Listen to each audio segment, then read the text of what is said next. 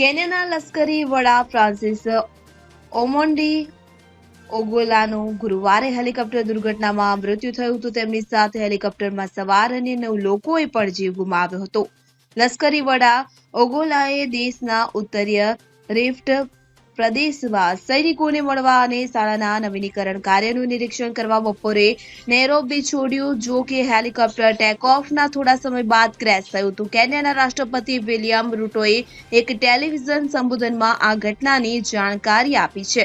સાથે જ તેમણે શુક્રવારથી આગામી 3 દિવસ માટે રાષ્ટ્રીય શોક જાહેર કર્યો છે. તેમણે તેમના સંબોધનમાં રૂટોએ જનરલ ફ્રાન્સિસ ઓગોલા અને સૈન્યના અન્ય 9 સભ્યો હેલિકોપ્ટર દુર્ઘટનામાં જીવ ગુમાવ્યા હોવાનું જણાવ્યું હતું. આ સાથે જ તેમણે આ ઘટનાને ખૂબ જ દુઃખદ ગણાવી છે. મહત્વનું છે કે હાલ દુર્ઘટનાનું કારણ જાણવા માટે તપાસ અધિકારીઓની ટીમને ઘટના સ્થળે મોકલવામાં આવી છે. તો ગુરુવારે મોડી રાત્રે મૃતકોના મૃતદેહને પણ નૈરોબી લાવવામાં આવ્યા હતા.